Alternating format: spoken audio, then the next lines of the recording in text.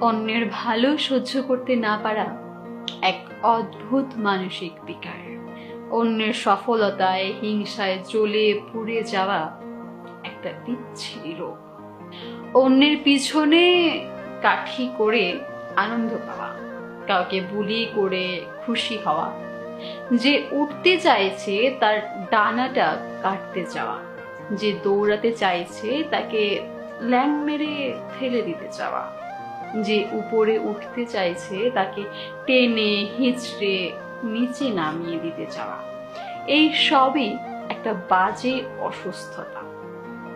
এই সব রোগ থেকে সেরে ওঠার কোনো নির্ভুল প্যারাসিটামল নেই।